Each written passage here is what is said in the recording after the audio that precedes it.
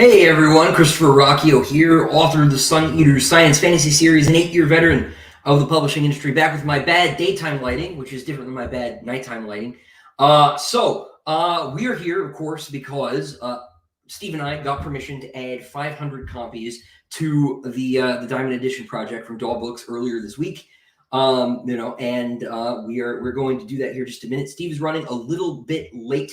But as I discussed in my update video, the plan is this. The plan is that I am going to add the first new run of lettered editions first. So we'll add 26 copies to the lettered edition tier. And then depending on how quickly they go, if those vaporize, we will add a third and final set of lettered books. So there'll be single lettered alphabet, double lettered alphabet, triple lettered alphabet. And depending on whether or not we get that triple lettered alphabet, I will add, after this whole lettered copy thing is taken care of, I will add the numbered copies after that, because the number of lettered copies is going to impact the number of numbered copies that we are allowed to make. Make sure that Steve didn't message me. Nope, he is not here yet. So I wanted to say too, just sorry to everybody how quickly that first round went. So we got the second round for you. Steve and I had absolutely no idea it was going to happen this way. So I'm very, very happy that we have a second shot here. It may be that goes quickly. If that happens, this will be the last round. We are not going to get this extended again. I saw one comment, and if I'm going to interpret it uncharitably, I think the implication made by the comment was that that these were limited, with regard to how much demand there was. This is the only time it's going to get extended. We are not going to have it extended again. 1,000 copies is going to be it. That's all the DAW is going to let us do. It looks like Steve is here, so I'm going to add Steve to the chat. Steve, good to see you, man. Hey, adventures in new refrigerator. It was a big day. It was a big day. I was applying a new service coat to a pool deck at my mom and dad's house. So I've been busy. So I think, Steve, that we should just go ahead and open the floodgates on the lettered copies, right? Might as well. All right. So I'm going to go see what happens. Make sure everybody can see. So we're going to add 26. So we're going up to 51 copies. And all you guys should have to do as soon as I hit go here is refresh the page, and they should be available. So we'll see how quickly they go. And that'll determine whether or not there will, be a third lettered set. Depending, and I do mean they have to go in 5 minutes, right? I'm not gonna sit here and draw this out because I know you all want numbered copies. So I'm gonna hit go. All right, we are now should be good at 51. So we'll see how it goes. It looks like a bunch of familiar faces in the chat: Orion, Alex, Michael. Michael's one of my beta readers. Hey man, good to see everybody. This chat moves a lot faster than the chats I am used to in my monthly Q&A session. So if we miss something, miss a question, please just ask it again. No big deal on our part. Steve, are you watching it on your end? I've got the whole streaming. Yeah, I'm logging into Kickstarter and stuff too. Sorry, I'm a little bit behind. What the frick?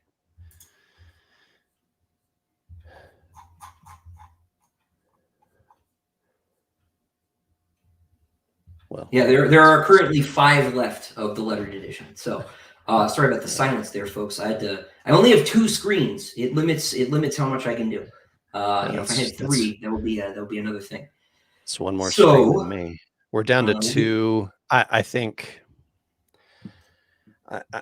maybe Chris, because we're already down to 2, and it might already be sold out while I'm jabbering. That we should just go ahead and do it. Go ahead and do it, and we'll let people go up to that'll be up to 77. Yes, because of course there's for people who don't know, we had one gentleman come through before we launched and said, hey, if I promise to get one of everything on the Kickstarter for each of the books in the series over the next however many years, will you save one for me? And we made one special exception, which is why this is not exactly 26 by 3. But yeah, it looks like we got there. So this is the last time we're going to add any lettered editions. Yeah. After this, it really gets out of hand. So no, and to, let's see, who's that? Stratosphere 03. No quadruple letters. I draw the line at triple. I draw Yeah, three. triple is the highest I've ever heard of. So So I did triple letters for Brandon Sanderson's Snapshot novella that I published.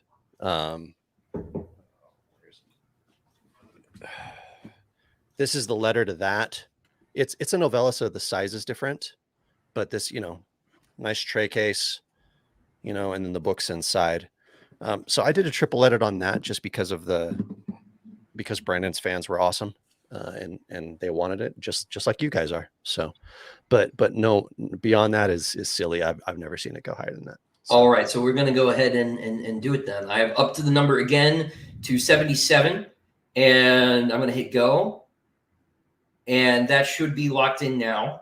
Okay. Well, we'll give you guys a couple seconds. So there are 26 more lettered copies available as of right now, and I'm going to go over to the numbered edition now and make that extension. So the other thing that's worth mentioning is that Steve and I have set 22 copies aside, as we had, acquaintances, beta readers, in my case, other people who asked if we would hold them for them. And frankly, the beta readers deserve it, guys. They do a lot of work for very little for me. So okay.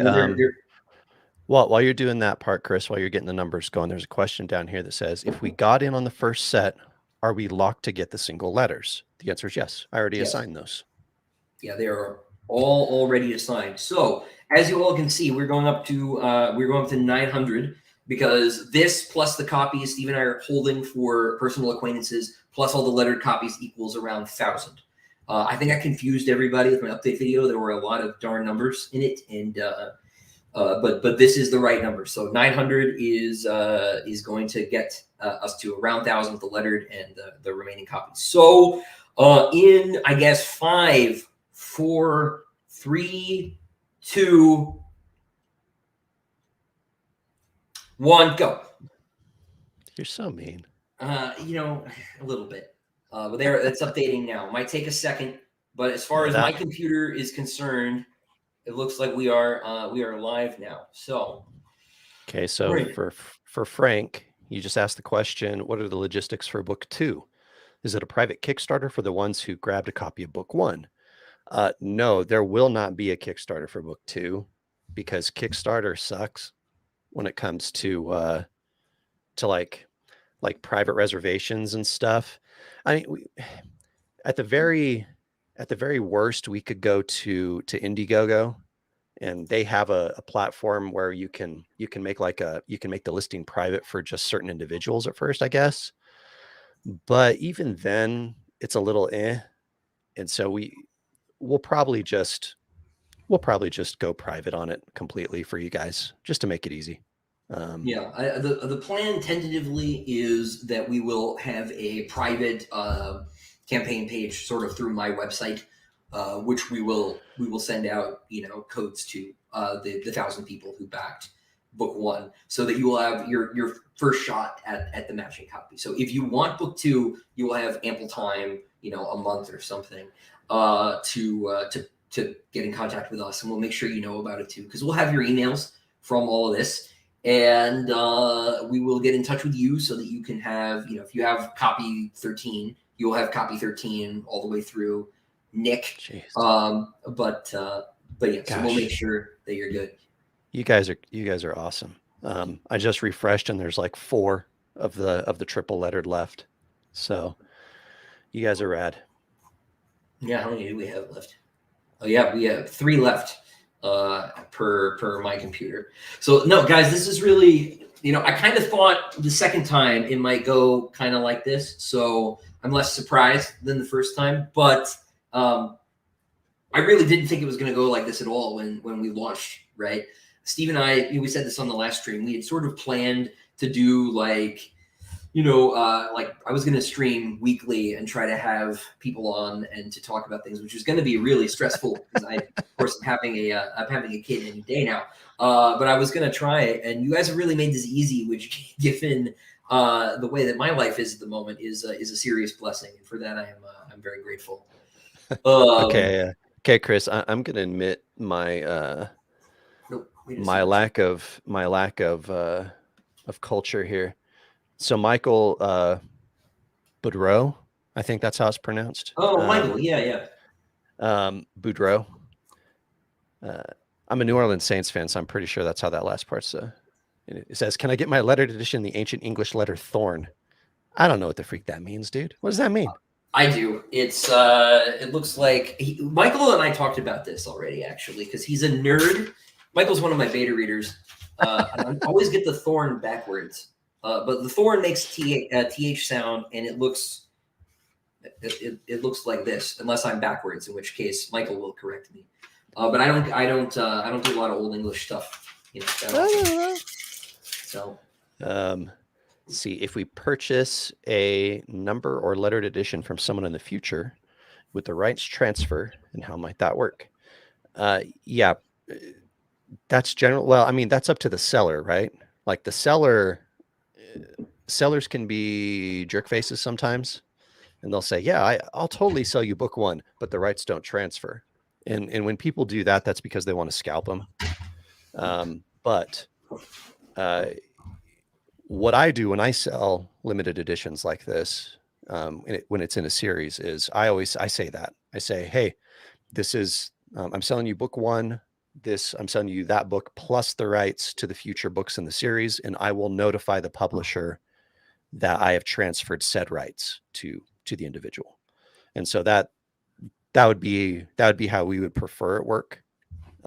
So if if Adam, if you say you bought this book and you wanted to sell it to a friend or to some random person, or some event happens, you need to sell it.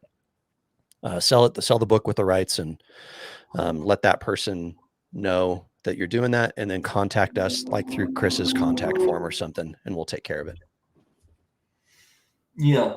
Now Stratosphere asks, well, first Lie Meow asks can we put a single drop of our blood in the lettered editions? No, that is unhygienic. No. Now someone else's blood, maybe. Sure, just if kidding. They cross us.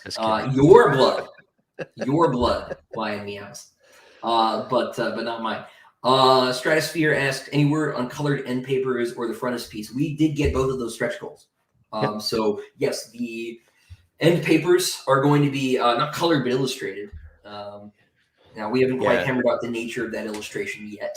Yeah, we're still trying to decide on the feasibility of the end sheets being like black and white illustrated or color illustrated or whatever.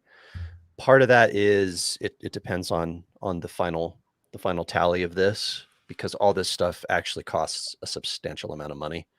But the other part of it also depends on the printer and what they say the feasibility of doing that is without delaying the project. So we're looking at both options. We're trying to keep it open. Either way, because it's done by James, it's going to be freaking rad. Yeah, no, 100%. I am leaning towards it being a scene from the book in full color, but it is a cost thing. So Henry asks the important question. Some folks don't know. Guys, I managed to back the Diamond Edition, but I'm not sure what exactly I'm getting behind the cool cover. Well, Henry Case of Neuromancer, what you are getting is a reprint of Empire of Silence, right? That has been revised line by line by me. I listened through the whole audiobook and I flagged every typo that I heard. I also had someone go through it and actually look for typos that you can't hear, because there are a lot of missing words that needed to get fixed in the original hardcover. A lot of which did get fixed for the ebook in the mass market, but there were still things that needed fixing. I went through and I fixed continuity errors. I smoothed over some awkward sentences, things that 23-year-old me had written that 30-year-old me thought sounded bad. So it is it's not a completely new book, but it's a book that's been to the gym, so it's a little bit improved. But it also has a new introduction, which is kind of a short story in itself. All of the Diamond Edition Sun Eater books are going to have introductions that are documents from the Sun Eater universe, be that from a historian or a believer or a detractor of Hadrian's. This one is from the point of view of one of the keepers of the dead on Thessa. They show up in book 4 but you'll know what we're talking about if you're that far. It also has a novelette in the back. Each one of these Diamond editions is going to have a novelette from a character who is significant in some way in whichever book it is. Bassander Lynn won the poll for this one. I did a sort of a very cryptic poll on my Patreon. I do plan on doing polls for point of view characters in the next one as well. So if you want to be able to vote on who gets the story in Howling Dark, do consider becoming one of my patrons. We will we'll put that question to you. The books are also illustrated as of right now, unless we have sold a couple of the other sponsorships already. There are going to be, I think, a total of 9 interior images in the book right now, 2 of which you can see down below here. Here is one, and here's another. These are by an artist named Taryn Fiddler. We also hit all of our stretch goals on the first run. So the book will also have a galaxy map, which already exists, that will get printed in there, whether that's in the front or the back or what we haven't decided yet, but the galaxy map will be in there. We've also are going to be putting Jadian and Galstani calligraphy along the title pages and possibly in the chapter headers. Steve and I have not settled on that. We added an extra image. So the book started with 4 basic images from Steve and me, plus the sponsors who were able to buy an image or help us buy an image. But we added an image as well. You're going to get about 9 by 6. They'll be a little bit smaller postcards of some of the interiors. Everybody who gets a book is getting those, as well as a bookmark will come along with that. The next stretch goal was to add a frontispiece, which is going to be an additional illustration in the front by the cover artist, James Cook. So and really... that's in black and white as of right now? Yeah, it might be color if we sell out. Someone asked if there was going to be another stretch goal, and if we sell out or get close enough to sell out, we'll maybe we'll turn that into color and tip it into the book for everybody. Maybe. Yeah. I don't know. What do you think? Maybe.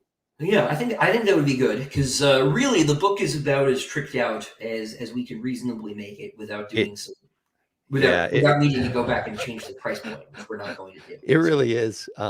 This book, Chris and I were talking about this the other day. And we were kind of evaluating the book and what all was in it and if it was enough content. And I started going through my bookshelves of all my special editions, which are like literally right there. And I was looking through all of them. And when I started comparing all of them, they're from Subpress and Cemetery Dance and Folio Society and stuff. When I started comparing them, I said, Chris, this book already has twice as much stuff as just about every other special edition I have. It's loaded. This is awesome. Yeah, no, it's totally loaded. Now, Michael here is asking about the paper, Steve. Is it rag paper? It's Michael. I know you from your picture now. I thought that name sounded familiar. He's slightly trolling, but that is a good question.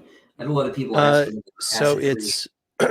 So the paper is always like a super high quality, high weight, long lasting paper. They're generally rated for, I mean, their bare minimum I think is rated for 40 or 50 years. But they the actual specific type of paper, like the barcode or whatever on it, is still kind of up in the air. I'm trying to get a 60-pound Finch paper, if that means anything to anybody. That's the same paper that Subpress and Cemetery and Centipede and all those people use on all of their editions, with the exceptions of when they do like some weird, crazy, like vanity edition that uses a 70-pound. But the weight of the paper and the actual paper is dependent on a few factors. One, the main factor is availability. During COVID and in the aftermath of COVID, the plants that actually produce the paper are, a lot of them went out of business. I was talking with the printer that we're probably going to use, and he said that one of them like caught on fire. And so the fire in a paper plant is not the best of things. Not ideal. Yeah. And so when I talked with him about it, I said, look, I need a really good paper. I need a good paper, but it also has to be a paper that will be readily available in the future. because I can't get a paper now, and then when we go do book 2, they're like, oh yeah, by the way, that paper that you used, it doesn't exist anymore, so suck it. Like, we can't do that. So I've been having those discussions with the printers. In general, the Finch line of paper tends to be pretty readily available, and so we'll probably be using a 60-pound Finch. And it lasts. It doesn't yellow. I have books that are 20 years old on my shelf back there that look like I just bought them yesterday. I see one question here from Will Rolls. It says, I saw in one of the pictures that we have a choice regarding the faux leather cover. How do I specify that I want black leather with Gold Devil? Okay, so I think you're misreading a little bit, Will. What it is the lettered editions, which are now 78 of them, because you guys are awesome. The lettered editions are black faux leather. They have gold foil stamping on them, like the Marlowe Devil and the typography and stuff. And then the edges of the book are going to be, the paper edges of the book are going to be stained black. The numbered edition is totally separate, is going to be a black faux leather. The faux leather is called Rainbow Deluxe, if you care. It's going to have red foil stamping on it, and the edges are stained red. So the only choice you have is which book did you buy? Or if you bought the lettered and you go create a second account and go buy a numbered 2, I don't care. That's totally fine. I do that. But that's the only way to have both. You don't really get a choice. It depends on the edition that you buy. Right. Now, I am in breach of streaming protocol here and have not recognized that falling outside the normal world constraints for $2, Diamond Edition for life. Thank you, sir. And I think I missed another one from you earlier, too, which, given we're talking about an Abominator class culture mind, not something I want to stay on the wrong side of. So, let's see. Dirk Berger, who you and I now know, he's a super talented artist, said text of volume 1 will be revised. So Chris, are you going to do this for the future volumes too? Yeah, 100%. So as everyone knows, I hope everyone knows, I turned in Disquiet Gods, which is book 6, at the beginning of April, so about a month ago. And I've been rushing through a bunch of short stories. I'm going to have to edit book 6 soon, and write the Lorien novella that I'm working on. So after I finish those 2 things, I will probably start Howling Dark, and I will do the same thing.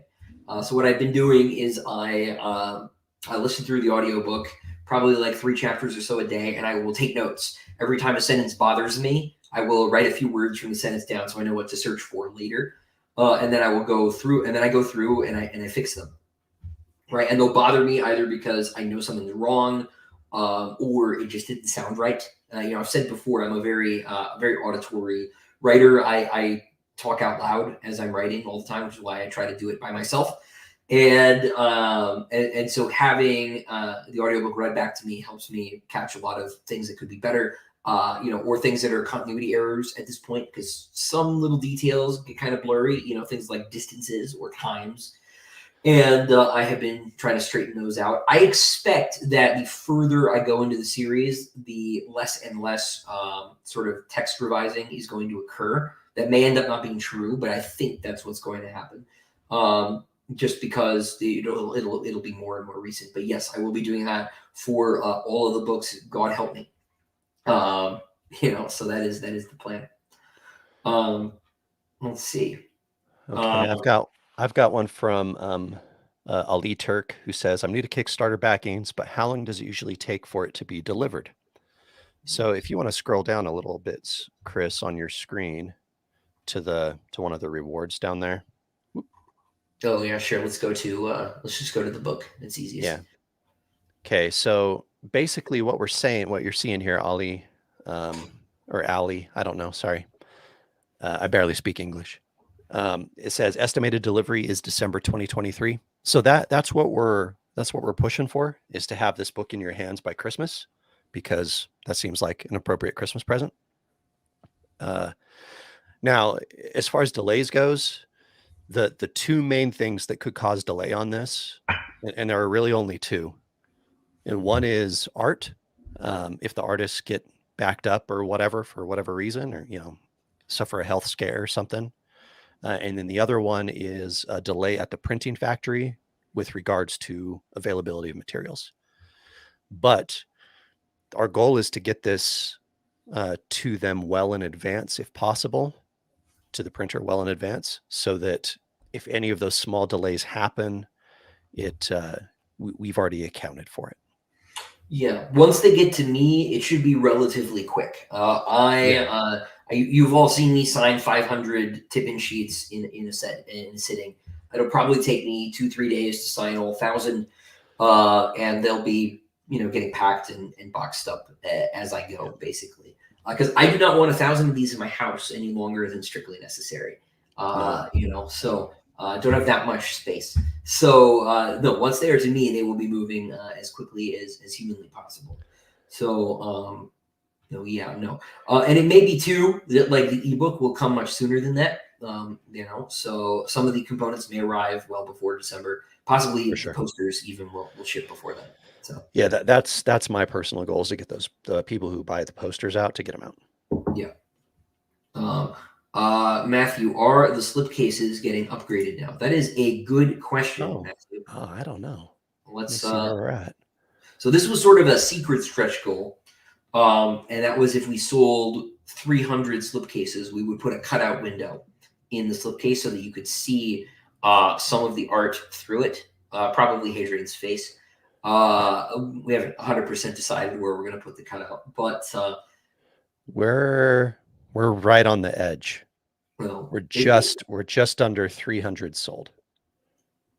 Yeah, we'll probably get there. I think we're going to get it.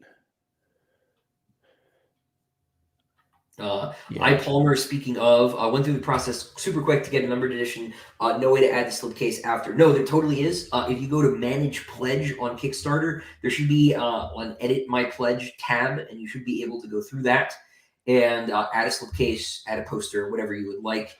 If you have trouble with that for whatever reason, please email us at webmaster@solinempire.com, and Steve and I can take care of you, personally. So here's what we're talking about on the slipcase. Okay. So this is, again, for those of you who are on our last one, you know how much I love Robert McCammon. So this is Robert McCammon's King of Shadows, one of his normal books. This is a slipcase around the book that you see. That's how it is. But that's what we're talking about in terms of a window. So this, that cutout right there, it kind of highlights the face here. So we're thinking something similar for this one, if that makes any sense. That is the plan. Crack into a good book. Hey, it's been a while. Would it be possible to request the letters we get? I got in with a double letter batch today and would love KK, my initials, but no biggie if it's random. Steve, I know we are doing a little bit with the numbered, but with the lettered, are we gonna take requests? It'll depend, right? Like if you get in on the second quantity of 26, and I'll be able to tell just based on your backer numbers. I'll try to make some, I'll try to make a concession here and there if possible, but I can't guarantee it. With the numbered, I think I made a total, because I already assigned the numbers for the first 400 or so. And those are going to shift up and down because I know some of you guys backed out of that, so you could go grab a lettered, which totally good call. But I already assigned the numbers, and I only, let's see, I think I made across 474 copies. I made a grand total of 5 numbered concessions. So, and some of them, and one of them, a person asked, and I had to say no. We had to say no because the number wasn't available. So I'll do my best. I'll try my best. Yeah, but if you do have a special request like that you would like us to know about, do also email webmaster@empire.com. Yeah, go ahead and email us. Like I said, I'll do my best. I want for you guys to be happy and feel good about it. So, I mean, I know that when I buy books, I tend to request number 21.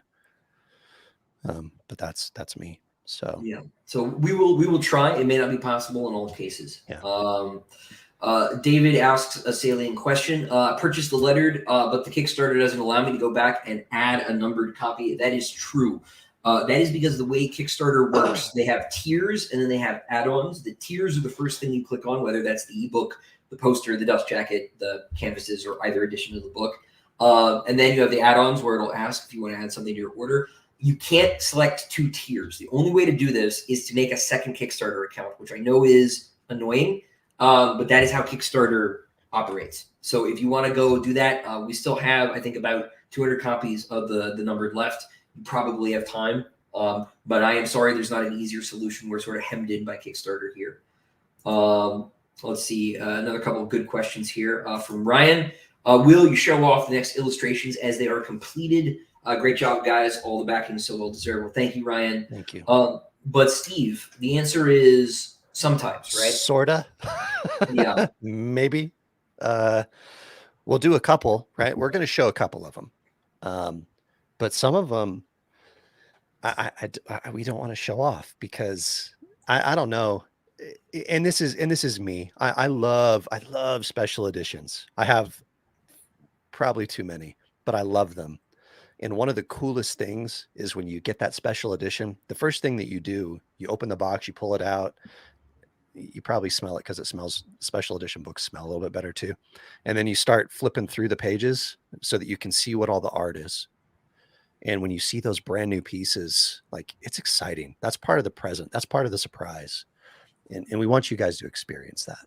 Yeah. So you've seen the 2 that we posted already from Taryn. You've seen the cover. And both Taryn and James, the cover artist, are going to be contributing more work to the piece. So you know the sort of thing and the quality that you're in for. We will show off a couple more pieces as we get nearer to to shipping and things like that. Obviously, we have yet to show you the fully designed cover. We don't have the title fonts and stuff on it. That is probably, if I had to guess, one of the next things that you will be seeing.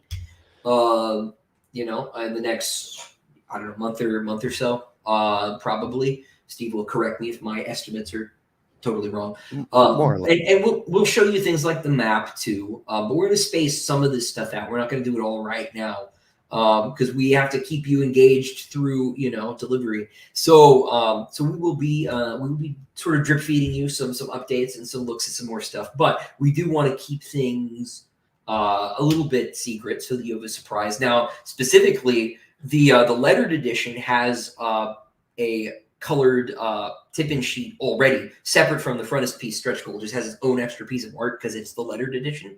That one nobody's going to see until the lettered edition people get their copies. So part of what you get with the lettered edition is this extra piece of art, but also the ability to see it before anybody else. But I will tell you that James really wanted to draw some Cielson, and they did not make it onto the cover. So that is going to be in the lettered frontispiece. Once the lettered people see it, we'll probably share it with everybody. But that one's definitely being kept a secret. Will here, Steve asks, are we going to do a final special edition with all the short stories in the universe? Do we want to talk about like the whole plan here, or let's talk about it. Yeah. So maybe we'll hold off the last book that we're thinking of doing, right? Yeah. Well, let's not talk about that part yet. That's too far. Okay, so you guys all know. I mean, Chris has written. Well, he's written 6 books. He has 1 more book planned, right? I mean, that's pretty common knowledge. And then there's a whole bunch of tons of short stories that he's written and novellas and all that stuff. So the idea here is we're going to have. We'll probably do like maybe books 1, 2, 3.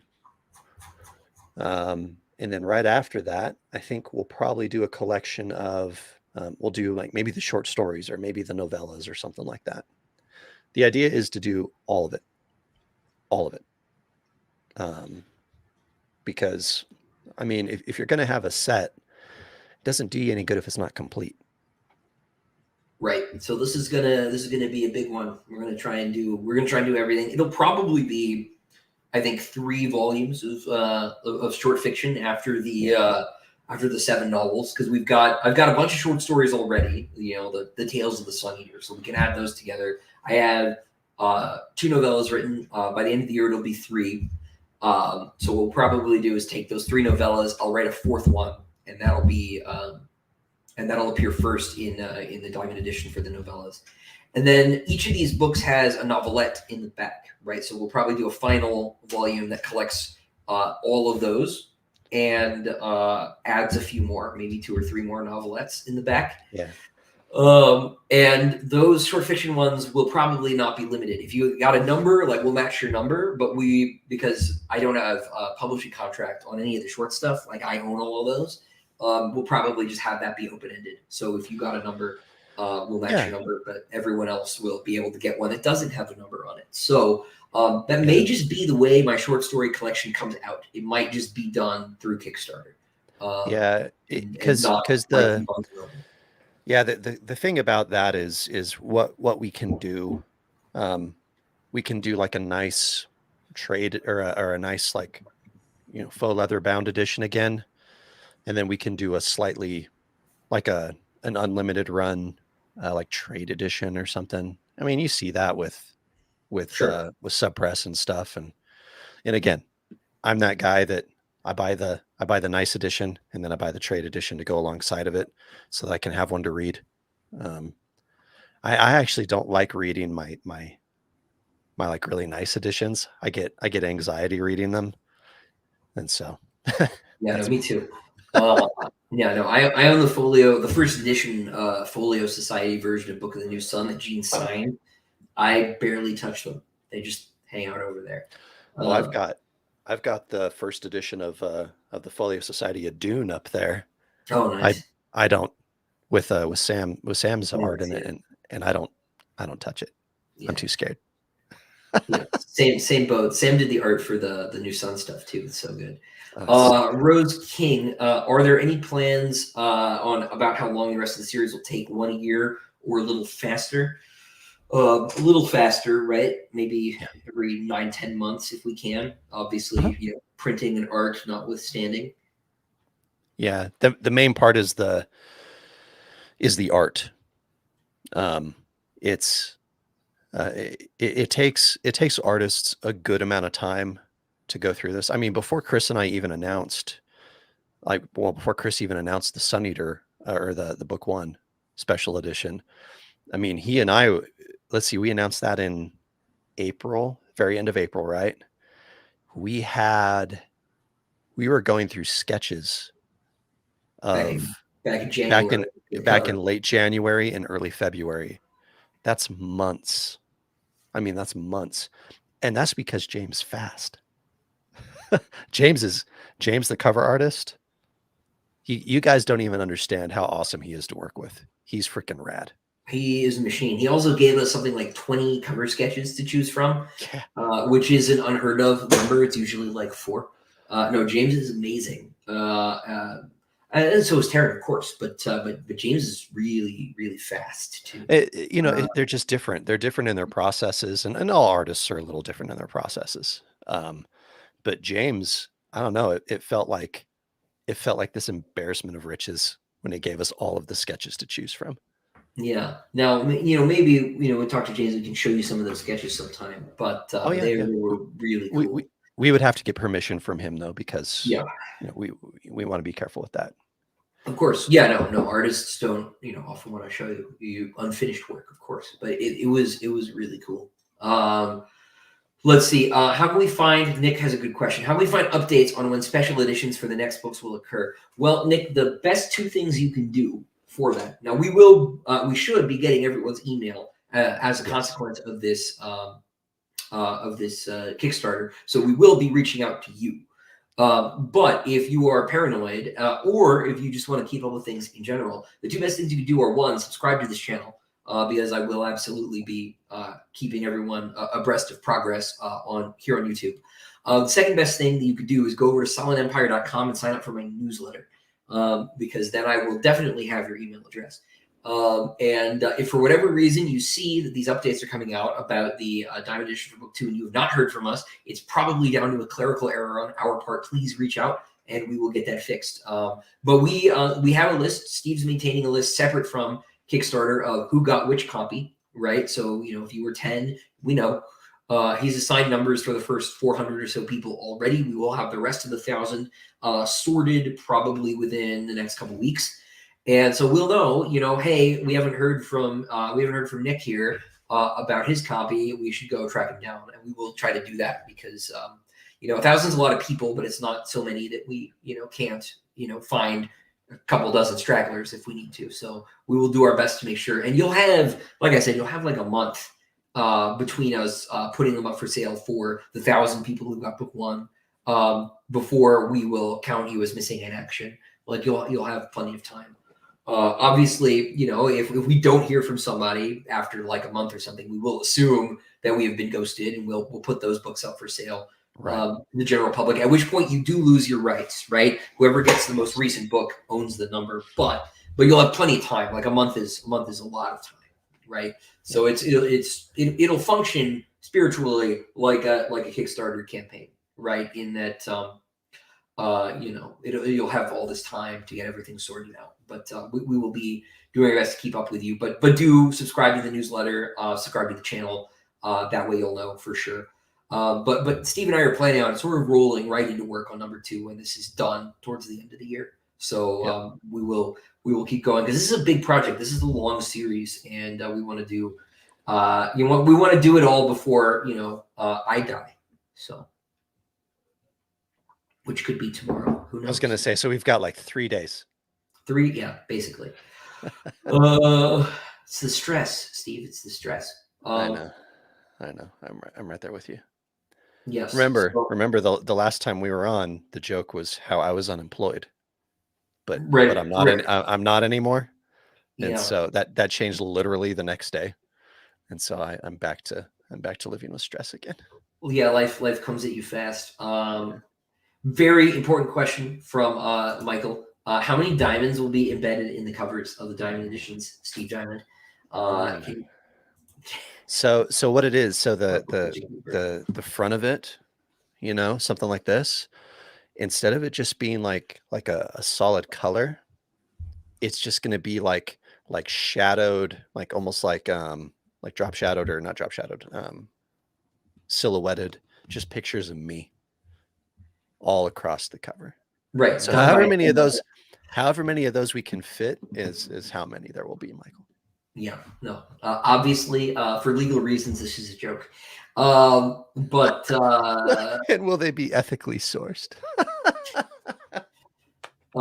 Gideon asks, "What's the difference between the $20 and the $50 slipcases?" The $20 ones are not slipcases; they are dust jackets. If you, I don't have one to hand, but the dust jacket is the paper wrapping that goes around the book. The slipcase is a box that the book slides into. If you are buying a book, you do not need to buy a slipcase unless you want if you're buying a book, you do not need to buy a dust jacket. That's what the art goes on. So the books include those. We made the the dust jackets available separately for $20 in case anybody wanted the new art, just as like a cheaper alternative to the poster. Or if you want to try and fit it on the DAW edition of the book, if you have an original hardcover, or maybe you have one that's missing a dust jacket. We can't guarantee they'll fit exactly perfectly because there are different editions of the book, but you'd be certainly welcome to try. So a dust jacket, again, is the paper wrapping that goes around the book. That's the $20 one. The Steve's got one here. So this paper. Okay. So this is one of the books that I did. This is Larry's Spellbound. And this is kind of how they'll look. But anyway, so this right here, this paper that's wrapping around the book, this is the dust jacket. It's a piece of paper. It's a cover. This right here is the book itself. Okay. That's more or less how it's going to be. Although the numbered editions for you guys are going to be a red foil instead of this gold. The lettered editions, the gold is going to be more or less similar to that gold. So that's what the dust jacket is. A slipcase, again, is a hard, almost like it's like a super compressed hard cardboard that is covered in a material that your book with the dust jacket slips inside. That's why it's called a slipcase. Yeah, so they're two different things. Apologies for the totally confusion. different things. Blake says the cover artist is very Star Wars-esque. I love it. That was exactly the idea, Blake. I had a writer friend named Matt Wright who has a book called oh gosh, is it Dark Colossus or Black Colossus? Breaking Colossus. I'm sorry, Black Colossus is a Conan story. Breaking Colossus. Sorry, Matt. Who introduced me to James? James did the cover art for his books, and I was looking at it like, man, this is exactly like old school '90s Star Wars. This is what I want. So I had to reach out to James for this because he's just incredible. So no, old school Star Wars was 100% the plan. Let's see. And I'll say again, too, folks, if we missed your question and it's really important, please ask it again. The chat is moving kind of fast. It is hard to keep up. Caleb asks, where should we send requests for a specific letter or number? Send them to webmaster@solidempire.com. Or if you click on the link to my website in the description, solidempire.com, there's a contact form on the website you can use as well. But they will all get to us. You can send them on Kickstarter as well if that's easier for you, Caleb. No problem. They all go to the same place eventually, but it's a little bit easier for us if you email directly rather than us trying to keep track of like 4 things at once. Because I tell you, the day after we launched round 1 was kind of horrific. There were so many emails. I don't think I ate until like 8 p.m. My wife was going to kill me. There's a whole discussion about from Malignant Cactus, which I love your name, talking about Steven Erikson and stuff, and I feel your pain on those. I have those all on one of my shelves back here, all my Steven Eriksons. Yeah. Over Blackwater Park says, do you have an example of what the leather will look like on the numbered versus the lettered editions? Or we're using the same leather material. Yeah, the leather is the same. The leather's the same, but it's the foiling on it. Okay, so hold on. Let me pull off a couple dust jackets. Okay. All right, so it's kind of hard to tell, but hopefully you can kind of see kind of the sheen, that gloss on it. And you might also be able to get a little bit of texture. I'm on a different computer today. My camera isn't quite as good. There's a little bit of texture in there. So this leather, it's a faux leather. You don't do real leather on these books. It's prohibitively expensive. It's like $500 a piece. But this is called Rainbow Deluxe. So it's going to be this or an approximate material. So the lettered is going to be this black with more or less this sort of gold, but it'll be like the Marlowe Devil or whatever. And then these page edges are going to be stained. So it's kind of blacked out because both Chris and I actually we both love that look. It turns out. Okay. This is a different book of mine. Hold on. Let me take the dust jacket off this one too. So same thing. Okay. You can kind of see it's the same sort of material. But for the lettered, excuse me, for the numbered, it'll have basically this red foil on it. Similar designs on the spine. And then this part right here is going to be stained red. Because that was the staining the red on the numbered was one of the stretch goals. And to be quite honest with you, Chris heard this from me the whole time we were going through it. I was super worried about being able to afford the staining of the edges, even with the stretch goal. I was super paranoid about it because I'm an accountant and all this stuff worries me. So anyway, so that's how they look.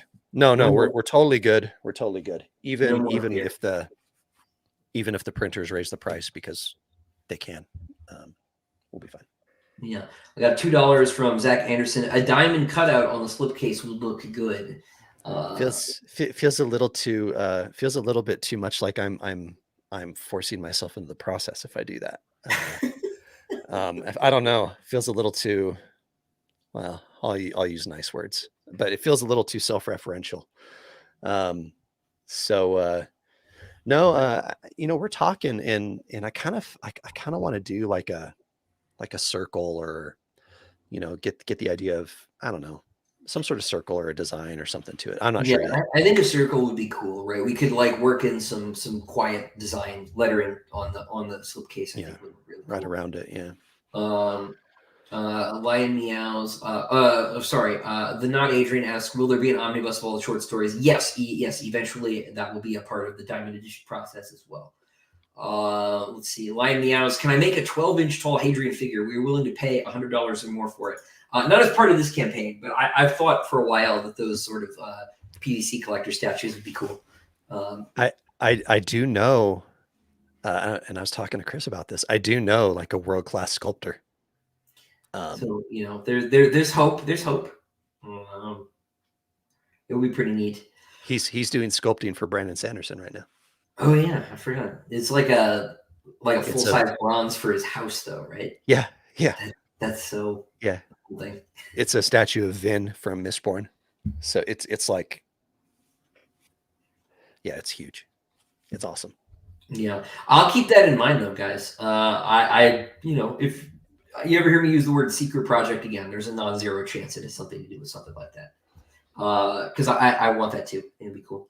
Dustin, how do you know what number you got? Well, right now you won't, because your backer number will not equal your book number, because the backer numbers are thrown off slightly by the inclusion of people buying lettered editions or by buying just posters or something like that. It'll be within the ballpark of your backer number, but Steve has to go and manually assign your copy numbers. If you do have special requests and you are above number 400, please email us at webmaster@solidempire.com, and we'll see if we can honor your request.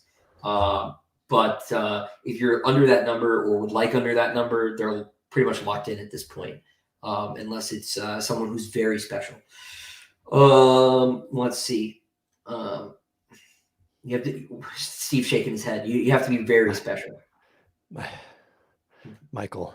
No. Oh, Michael's he's killing me. He's such a killing me. But let's see. Let's see. Jasper says, Sun Eater community is growing so much. When can we get an Sun Eater subreddit or Twitter or something of the like for the fan base to share our love? I do not use Twitter or Reddit, but if somebody wants to do that, you have my absolute support. So, no, please do. There is a Discord server, however, that is run by one of y'all. I believe I usually have a link for it in the description. If not, I would go look at some of my other videos. You can certainly find a link there. Books with Bengus Khan. Has anyone sponsored an image yet? Yes. We have 4 image sponsors, including the one sort of special guy who came around and said, one of everything, please. There are 3 of the packages have been bought, but there are 2 outstanding as of when I checked 10 minutes ago. So if somebody wants to do that, you totally should. Man, I am so far behind in the chat, aren't I? But let's see. But yeah, no. So we do have a couple slots left if somebody is interested in doing that. Miro de Morte asks, because of the limited number you can print, does that mean that you don't get one, Christopher? No, of course not. We are printing a little bit more than we can sell because we need to have copies in case someone's copy arrives damaged or does not arrive at all. But my copy just won't have a number in it. It will just have my initials, and I will keep it. And it's not for sale, so it's fine. No. Yep. So I will get copies. Steve will get copies. The artists are getting copies. And so yeah, everything will be cool. Let's see. Why Agnes asks, why is shipping so expensive for the dust jacket, Steve? Because dust jackets have a different sized mailing tube, and they are not cheap. One, we have to buy the tubes, we have to buy the packing, we have to send them out, and because the weight of the tube can carry it over the first class packing rate, we have to be sure that we can actually send it to you and not lose money on every item that we send. Yeah, we understand that, particularly on the dust jackets, the shipping is crazy. So we understand if people don't want to do that. It's just we wanted to make the option available for people who. Yeah, the difference in weight between the dust jacket and the poster actually isn't that much, because at that point you're paying for the weight of the tube. More than I anything literally went to the post office with a tube that I'd received art in, that had a print in it, and had them weigh it, and it was just over the weight limit for first class, which increases the price by a ton. And so that's just the way it is. Yeah. Unfortunately. And the trouble, and the person also said that we can expect the shipping rates to go up at the end of the year again. Yeah, no, shipping is in a bad way right now. We tried to do the best we could with the U.S. Postal Service, but I understand in a lot of cases people are going to feel like the shipping is just too high, and I get it. Let's see. The Not Adrienne asked, for choosing illustrations, are the readers that will help being selected at random? No, if you buy the sponsorship, then you get to pick. I will email you. We will talk on Zoom for like an hour and pick a scene that's going to work, because they can't all be scenes from like the last 5 chapters, right? We need to spread the images out through the book.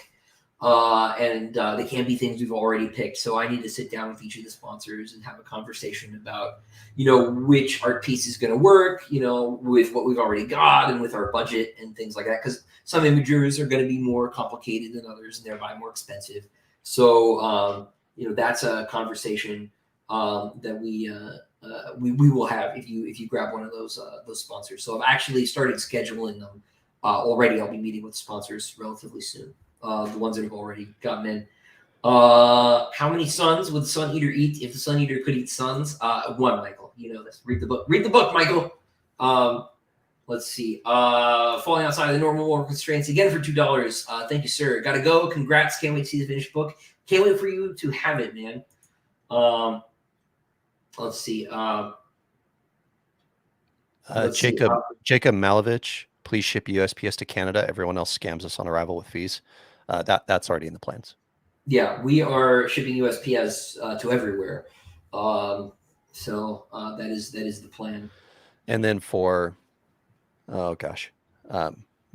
more else streaming.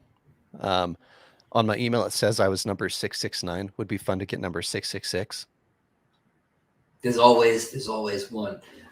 Someone will be. Send it in. Send in your request. Maybe I'll be in a good mood. Yeah, that's up to Steve's caprice, I'm afraid. So send the email in, webmaster@solidempire.com, and we'll see what we can do. TK, quick question. How do you add one of those cool slipcases? I can't find them as add-ons. I got a numbered edition. If you go to manage your pledge, which I think is on the top right of your page on Kickstarter, there should be an edit my pledge button, and you should be able to add the slipcase through that. A lot of people have been having trouble with this. I don't know if there's maybe a glitch on Kickstarter's end or if it's just counterintuitive. If you cannot find it, do some Googling and stuff. Just shoot us an email at webmaster@solidempire.com, and we can add it manually. You have to pay us separately, but we can take care of it. Let's see. Man, you guys are all over these statues. I promise I'll think about it. I promise.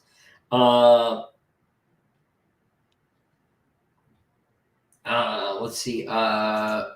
When you eventually finish your series and are widely successful, a multi-billionaire author, do you plan to do like J.K. Rowling and write fan fiction? And can we request ships by the author himself? No. I will not be writing fan fiction of myself. And no. Also, no one can request ships. I decide. I control the vertical and the horizontal. So, the lettered editions are coming with their own tray cases. So they have sort of a deluxe slipcase Gandhi that is unique to the lettered edition. If you have a lettered edition, you do not. In fact, I would say you should not get a slipcase. It will be wasted on you. You do not need to get one. So it's sort of like a tray case. Yeah, so it will clamshell open instead of pulling the book out. It'll be extra fancy.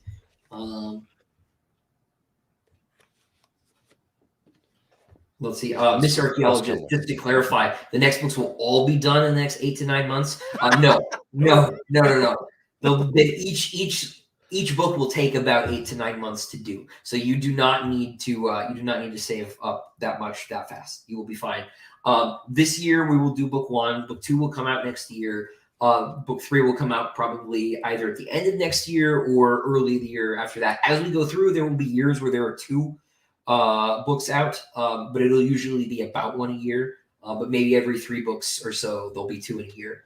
And so this will be just sort of a companion to my new writing and whatever is coming out. So this will be sort of on the on the B side, as it were. But it'll be at a rate of about 1 book every 8 to 9 months.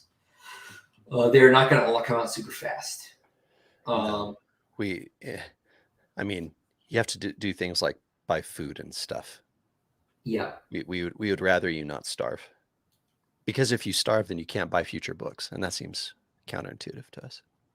Yeah. Will the sprayed edges be plain or design? They will be plain. Plain. Design is a whole different game, and that's for this project. It's cost prohibitive. Yeah. Let's see. Adam asks, are the future books going to receive similar treatment production-wise, binding, illustration count, or will they be toned down due to cost, or maybe even amped up? They'll be the same. Yeah, they'll be basically about the same across the board. Yeah, I mean, the quantity of illustrations could change from book to book. Just depends on, if affordability of artists going forward, or if people are like, dang, I really love Demon in White, and everybody wants to submit a piece for that, or whatever. Like, so, but there won't be less than probably 7 illustrations per book, probably up to 10 or 11-ish per book. So they'll vacillate between there a little bit. But as far as like binding and all that stuff, it's whatever we do for this book is the baseline, basically, for all books going forward. Color tip-ins is a whole different game. You pay a substantial amount more for colored art from the artists in general, and some artists don't, but a lot of artists do. And then the cost of printing them, it's on a different paper. It's on a heavier weighted paper, which is more expensive. The cost of tipping them in is an additional cost. That's why when you see like a lot of the other books I've done where I have color tip-ins, I usually only have like 3 per book, because it's substantially more expensive production wise. But like we said at the beginning, should this sell out, and there's only like 140 copies left, there's a chance that maybe one of these black and white pieces, maybe one of the frontispieces that we were thinking about being in black and white, I don't know, maybe it gets a little upgraded or something. Yeah, just a possibility, Maybe. Maybe that's a color frontispiece if we sell all 1,000 by the end of the campaign. Which, speaking of, Reggie says, can I have a deluxe edition? Please, thanks. You certainly can. We still have about 140 for sale. Link is in the description. If you are just getting here and you do not know, we still have books. It's going a little bit slower this time. Let's see. Michael asked, is it true that Hadrian yells, "It's sun-eating time" in book 7? Only in the AI audiobook that one of my readers made, where they actually manipulated poor Samuel Rukin's voice into saying that. It was very cursed and very amazing. Let's see. Creu Remus Armand says, I sent a request to match my Anderida books. My number is 400. Hope I have a chance. Particularly if you do have Anderida books editions, we will do our best to match those numbers. So just send us an email webmaster@SolidEmpire.com, and we'll do our best to match these things. Yeah, we'll try. That part's a lot more difficult You know, I don't want to spend 3 weeks trying to sort numbers around and stuff. But you know, let's see. Stratosphere 03 said, should the sponsored art tier be visible on Kickstarter? I don't see it. Or is it an add-on? It's an add-on. It's an add-on. So you have to get a book or a poster or something to get it, but they are there. So if you did go ahead and buy a book and you would like to be an art sponsor, it is expensive. They're $600, but we all that money is going straight to the artist in this case. So really, what you are doing is being a patron of the arts and getting an extra picture, not just for yourself, but for everyone else who gets the book. If you do choose to be an art sponsor, you will also get a poster print of the art that you helped work on. You also get to talk to me on Zoom, which is cool, I guess. If you're into that, I suppose we can hang out for about an hour and figure out what picture we're gonna do. So, okay, here's a super important question, Chris. It's from Syriac71. I assume Dog gave approval for 1,000 copies of the other books in the series. That is correct. So we currently have the rights to do 1,000 copies of this book, of Howling Dark, and of Demon in White.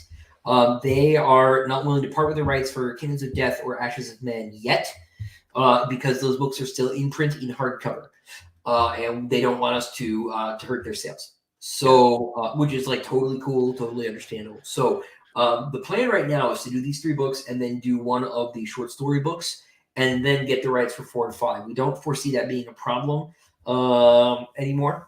We worked out, pretty good arrangement with them for this. So yeah, just so you guys understand, like we emailed freaking everybody. We emailed so many people to get this done. The process, but we got what we needed. It took about a week and a half, but we got everything squared away. So that is the plan. We do have the rights for the next several books, and doesn't seem to be a problem. I don't foresee difficulty getting an agreement with Bain either for book 6 or 7. That's going to be just fine. They like both of us. Yeah, I mean, I did work there for 7 years, so we're both authors with them. So right. So yes, and Mal, this does mean every book in the series will get done. If you've secured a copy of the first book, you'll hear about it. We will be emailing everybody who backed the first campaign about the second one, but we will be selling subsequent books through SolidEmpire.com as opposed to Kickstarter, because Kickstarter will not let us guarantee copy matching. So we can't just be like, oh, like you 1,000 people, here's a Kickstarter just for you. So stay tuned. Do as I said earlier, subscribe to my newsletter over at SolidEmpire.com. Subscribe to the channel so that you can hear about everything. Agnes, I just want to say again, I'm sorry about the shipping. I know it's brutal. We did the best we could. Yeah, it's rough. Let's see. Once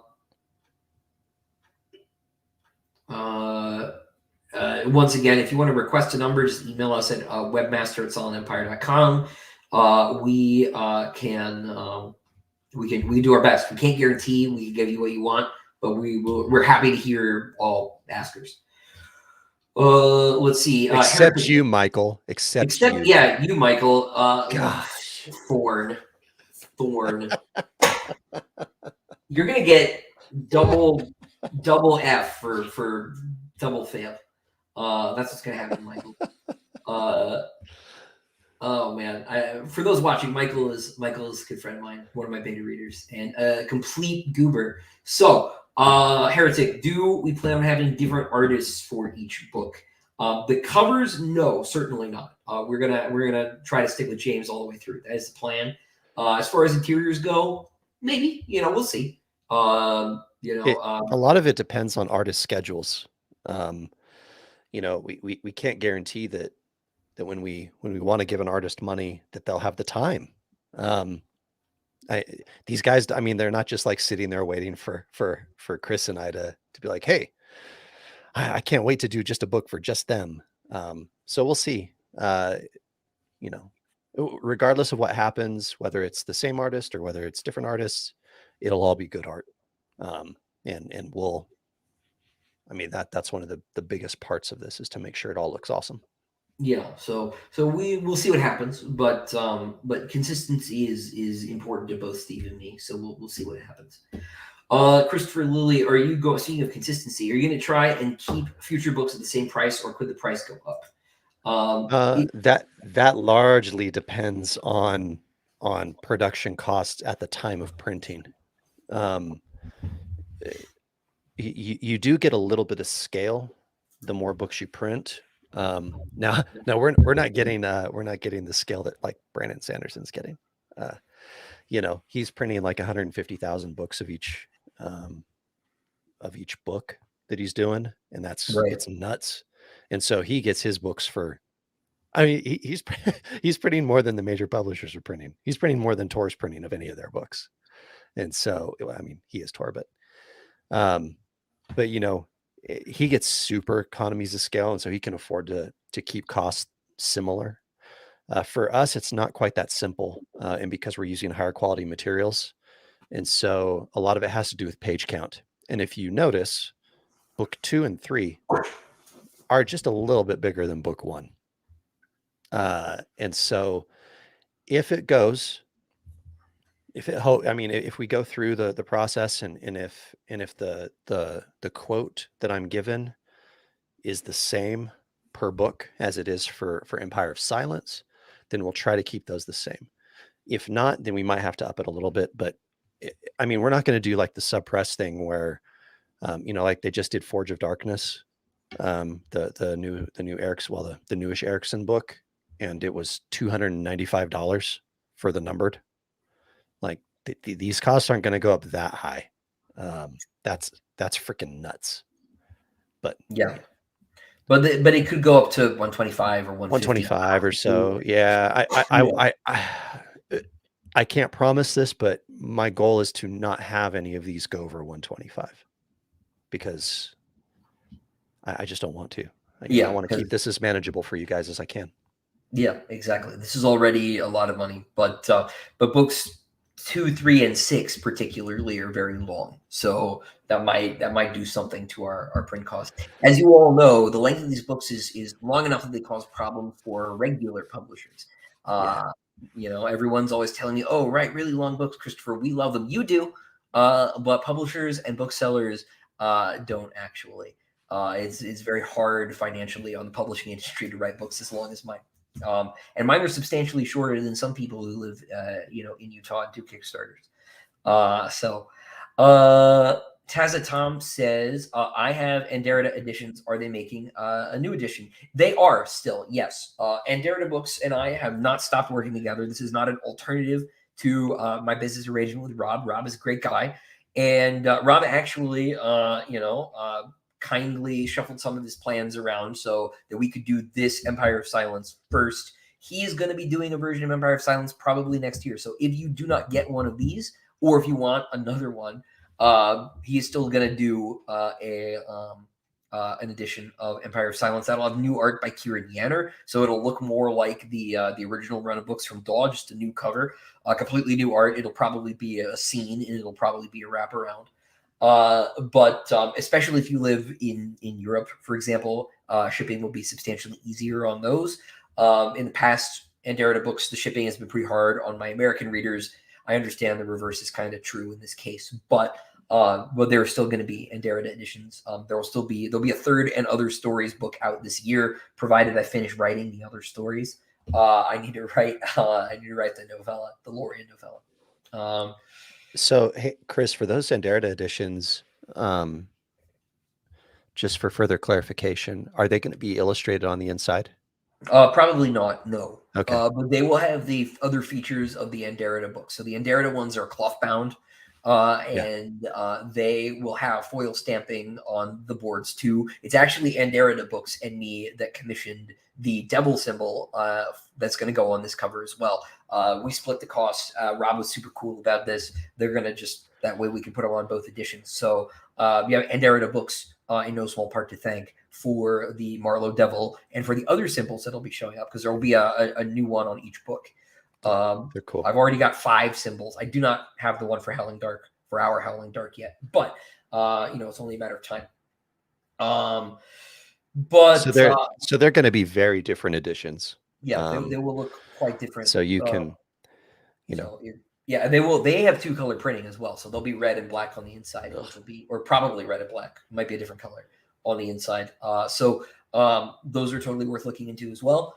But they will not have any of the art from this book, so they will be different. They probably will have the revised text though, but not the short stories. So this is still the sort of the, well, it's the Diamond Edition, right? It's got all the extra stuff. So let's see. Agnes asks, is it possible to maybe do dust jackets for multiple books later on? That would save on shipping. No, it's not impossible. Certainly, if we have a supply of extras, maybe we could. We typically you always overrun on dust jackets anyway, because the most common thing to get damaged on a book is a dust jacket, and so it's always good to have just a few extra on hand, so that you can, if someone needs to buy a replacement later, they can do that. But yeah, I mean, that's totally possible.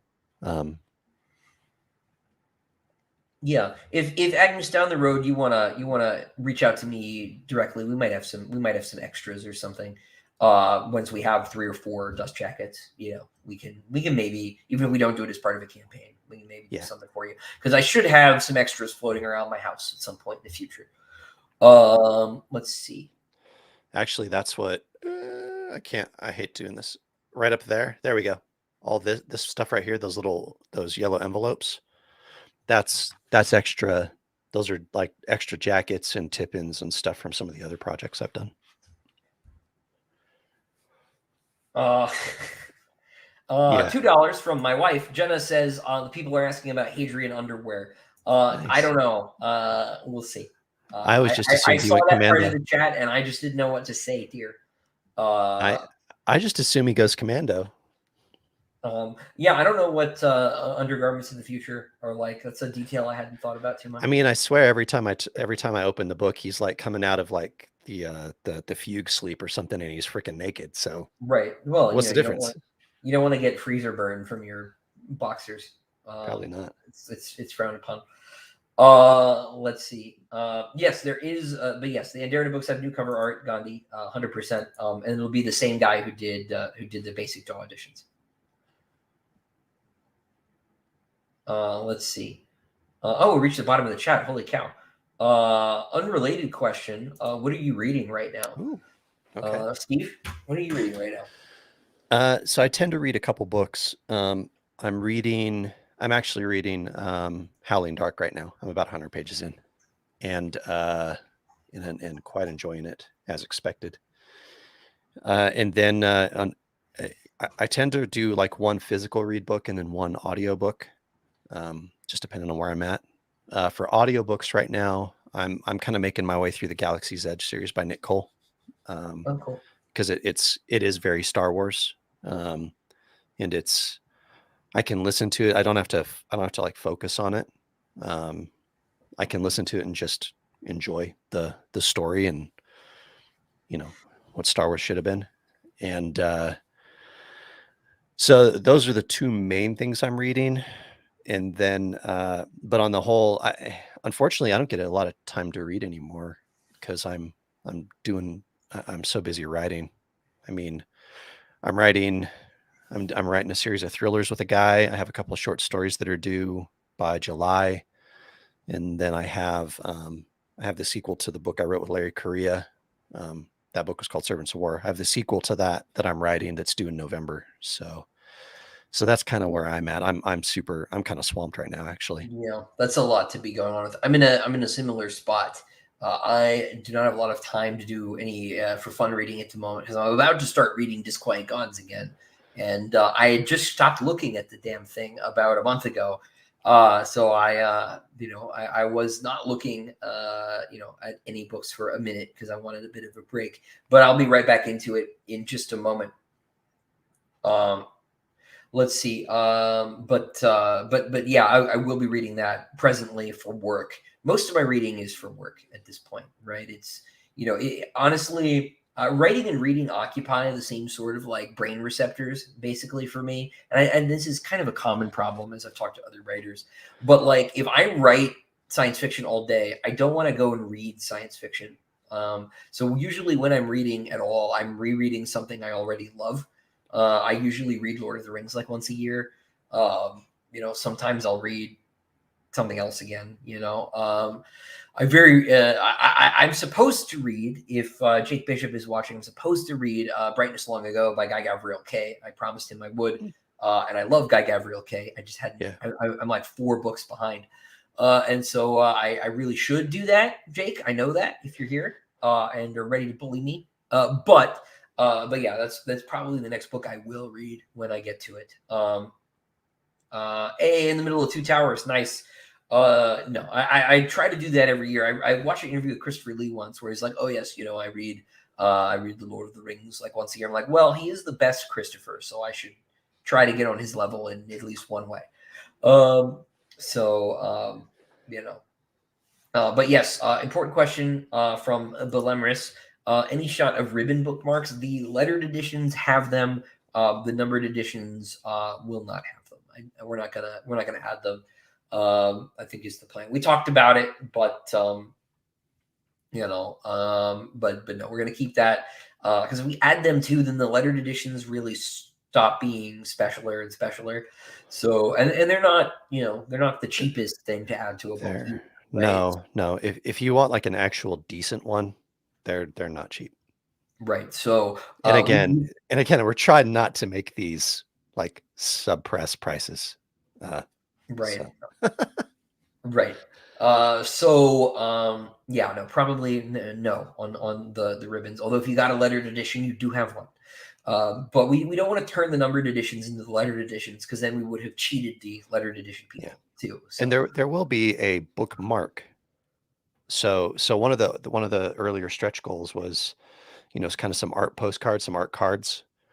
And so the part of that is all. It's not like it doesn't say it in the name of the stretch goal, but we've been saying it the whole time, is that we'll provide a bookmark in there too. I like a cool bookmark, some neat art. I don't know, whatever. So, well, you'll get a bookmark, or you can just do what I do, and I always just use the receipt. Like when I go to a bookstore, I buy the book, I get the receipt, and that's my bookmark. Nice. It's super classy.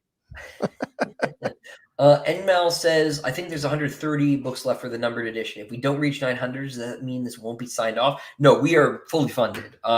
We needed to make about 16 grand to fund things. It's probably a little higher now that we've added stuff to it. But we made our production budget a long time ago. This is totally going to happen.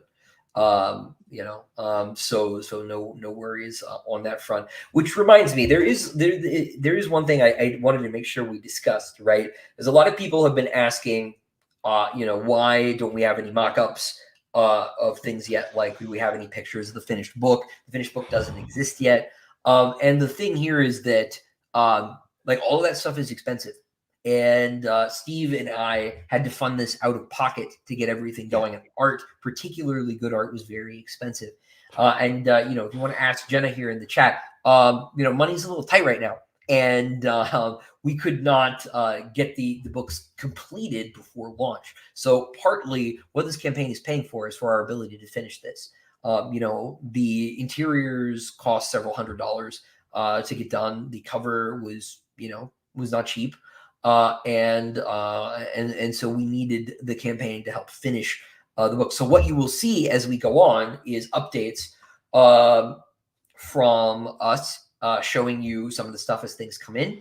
We'll have the finished cover with the jacket design, the text and stuff reasonably soon. So that'll be coming up. You'll see things like the map and things as they come in. And of course, once you know what book 1 looks like, you'll know what the rest of them look like. So hopefully, it'll be even easier to convince you that book 2 is worth getting. And not least because Howling Dark is way cooler. So Howling Dark's my favorite of the bunch. So the slipcover is going to be black and red. It'll match the numbered edition cover boards. So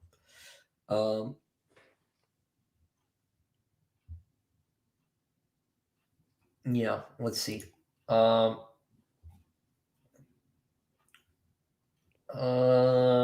Jenna's, yes. The reason that money is tight is because Jenna and I are having a kid very soon. Steve, question for you. Yeah. What is your writing process? uh, it depends on the project. If I'm co-authoring with someone, which I do that pretty frequently now, it's there's a lot of like pretty heavy outlining involved. Sure. Because especially with a co-author project, I don't see how you couldn't outline it together and do that. If I'm writing by myself, I'm actually a discovery writer, so I kind of just think about it for a little bit. I usually get pretty pretty psyched about a character, an idea, or something, and I just go.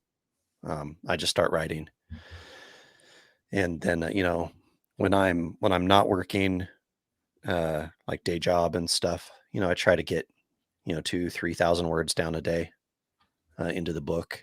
I don't write monstrosities that are as long as Chris's, and so my books tend to uh, not consume my soul. Because I, so let's see. Servants of War was 150,000 words, which is about half the length of Disquiet Gods, and I can't. I get like major anxiety thinking about writing that book for another 150,000 words. But Yeah, it was not fun. yeah. So for me, I'm a discovery writer, so I just kind of go. I know Chris is an outliner now, and so he does that. Um, for short stories, it doesn't matter. I don't outline those at all. I just kind of jump in and go. But I know you outline short stories now too, don't you, Chris? Oh yeah, no, I outline everything. It's the same Yeah, process. It's just smaller. smaller. Yeah, The short stories, the outlines are a lot looser too, right? right. Because when you have like a really short limit, right, you can't really write more than 10,000 words. It might be that everything I'd outlined like doesn't fit, and sometimes the story reaches a conclusion a little bit sooner. So maybe I had in mind something more elaborate. But I'm like, oh heck, I am at 7,000 words, and this needs to be under 10, right? And I had like half my idea left, and you kind of have to, work with your constraints. But like people think that like, really to be creative, to think outside the box. Actually, what you have to do to be creative is to think inside the box as efficiently and creatively as possible. Because when you have an actual artistic job, right, there's a box, right, that's a word count limit, right, that's a prompt, right. Usually you're invited to an anthology, there's a category of story, right. You have to write a detective story or something like that. Those are boxes, and those boxes are really help sort of give me better ideas. But the word count is often a box in and of itself. Um, a couple other questions. The not Adrian, sorry for the omnibus. I mean, will there be an omnibus of all the short stories ever made for the Sun Eater? Yes, that is going to get its own diamond edition. That will be part of this project. Probably after Demon in White, that will be the one that gets done. So totally. Ryan, do I think your books would make a good movie adaptation? No, totally. Ooh. 100%. Whether or not that happens. No, I disagree. I don't think it'd be a good movie. I think it has to be a high quality TV series. There's just too much content. I think I I think we have to go like the Expanse route, um, where you get 8 to 10 episodes per book to truly do it justice.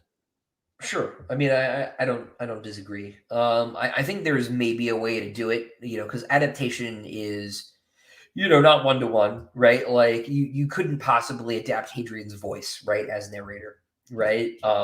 And so like the story would have to be different, right? It would have to be a more, let's say, objective accounting of things, and that could cause a lot of stuff to get trimmed down. It could maybe be done, but who knows? But whether or not it even happens is up to somebody else. But to this question too, Ben asked the same thing. I have not been approached by anybody except one scammer about my film rights. So I'm not in any hurry to imagine that's going to be happening here. Um, let's see. Travis, will Disquiet Gods break us like Ashes of Man did? Probably, yes. I I like I like this comment. An animated series like the Castlevania anime. That is Live. sort of like my ideal Actually, form. that'd be really good because then you could get super stylistic with it all, and that'd be rad. I think that would be cool. I hope it's better than the Castlevania anime. I know people like it, but I could not watch more than like one episode. It looks beautiful, but the writing was just garbage. Correct. It was awful. I like you. Oh man, just the swearing alone. It sounded like an angry 12-year-old wrote it. Let's see. Have we reached the slipcase limit yet? Yes, we did. I just checked. We just did. Okay, so you will get your cutout, ladies and gentlemen. You heard it here first. Yeah. So if now if you're like kind of back on the sidelines going, well, boy, I don't want to commit and then have it not get upgraded, whatever. Okay, there's no excuses anymore. Go ahead and get in there, grab your slipcase. You know, it'll have some cool cutout in it. We're not quite sure what it'll be yet, but it'll be snazzy. Let's see. Do we know the dimensions of the book? Are we talking Centipede Press Dune size or more a standard 6x9? Standard.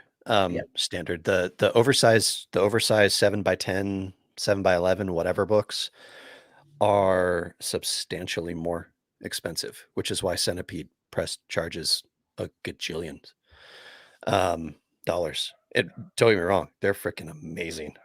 I mean, I adore the work that Centipede Press does. They're so freaking good. But no, these are going to be traditional 6x9-ish size, and have them all match, and they'll be great. Yeah.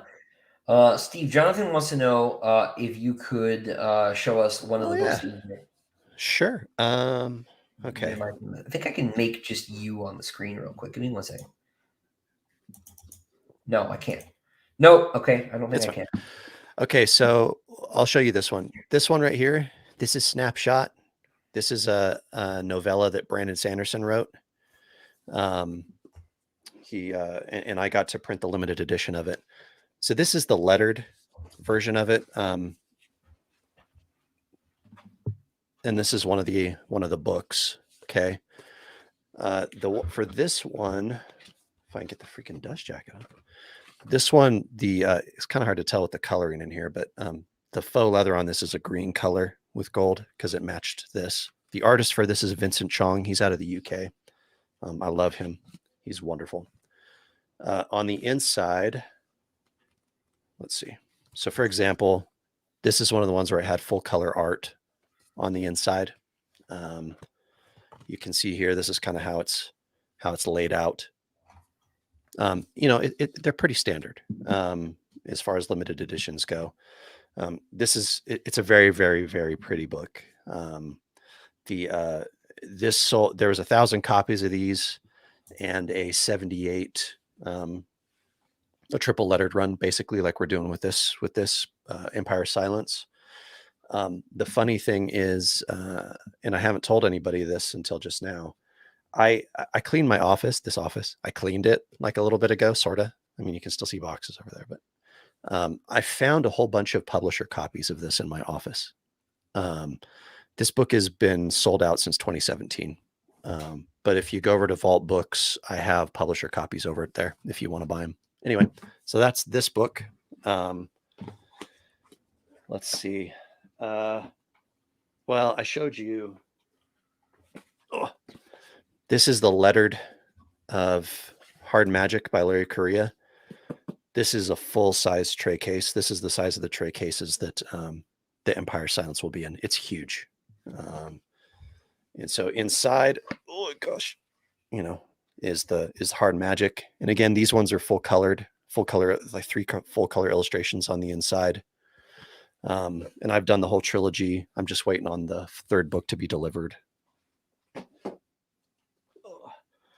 This one is a short story collection, a horror short story collection called Little Dead Red. Mercedes Yardley, she won the Bram Stoker for the headlining story on this one. And this is also a super nice book. This is the red foiling that we're probably going to use for the limited edition of Empire of Silence. For this one, I did something a little different as an experiment. So this is the numbered edition. And then, where did it go? Oh, it's right here. And then this is the lettered edition for this, because she's not hyper well known as of yet. And so her lettered edition is just in a slipcase, but I did a different cover on it. And so it looks pretty sweet. And the artist for this one is Marcela Bolivar. She's Colombian, but last I checked, she was living in Germany. But she does very surrealist art in it, and so it's all very, very cool. So anyway, those are some of the books that I've done. I mean, I showed you Spellbound earlier. That's the second book in Larry's collection. But yeah, so those are some of the books I've done. That's kind of what you can expect. If you want copies of these, go over to Vault Books, VAULT, Vault Books, and I need to get rid of these out of my house because I don't have room. So these copies specifically, there are only 124 of these made, and I still have a few left. If you use the coupon code SILENCE, as in Empire of Silence, you can get 40% off of it, just because I need to get them out of my house to make room. And that's vaultbooks.com? Correct. Vaultbooks.pub, I think. .pub. There we go. So if folks want to go check those out, that would be yeah, awesome. Vaultbooks.pub, and then you can get that. You can grab copies of Larry's books that I have up there, the whole set. I still have some copies of those left as well. And I'll ship them right out, and you can that'll give you a pretty good idea of the type of quality that you're getting, and it's very high. Yeah. No, these are Steve sent me a whole stack of them about a week ago. They're really great, guys. So go check them out if you want a little bit of a foretaste of the quality you should be expecting here. Will all slipcases have the same color for each book? I figure so, since consistency has been a running theme. Yes. Yeah. The goal here, right, is that I, like Steven Erikson, have been cursed with a series which it is impossible to get matching copies of. Now, Baen Books is going to do their level best to match the Daw Books look and feel with their last two books in the series. But at the very least, the publisher logo is going to be different. And I know that's going to bother some people. So the goal with this series is to produce not just the best Sun Eater edition that exists, but an edition that matches, that is consistent. So particularly on your shelf. So the design will all be the same. The materials will all be the same, barring some, unforeseen, material catastrophe, like they stopped making faux leather, or this specific one. Everything will look the same. We're going to try and stick with, James Cook all the way through on the covers, assuming he is up for it. Seems like he is. But 7 books is a long time. But that is the plan. So now we will be able to get everybody a thing that'll match.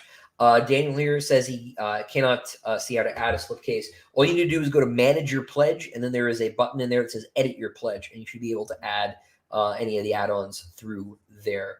So no, this is so that should help. If you're still having trouble with that, you can't find that, email us at webmaster@solidempire.com, and we will be able to square things away for you.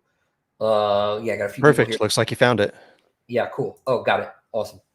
All right. Your directions were so clear and concise, Chris. I'm proud. That was what it was. It was all me. But yeah, no, like Odium's Taint here is saying, I went digital for the Sun Eater until now. No, now you don't have to, or at least some people do not have to. So yeah. So Jonathan, I'm glad you managed to get one. The chat feels like it is slowing down a little bit. So things are going pretty well. Looks like we have. Why don't we consult the board here for a minute? There we go.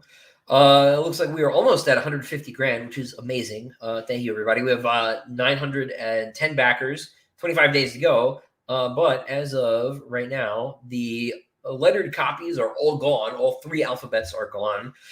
So gosh, thank you, everybody. So there are no more lettered copies available, and it looks like we have about 140 of the numbered copies left, unless my refresh is old. Let's see.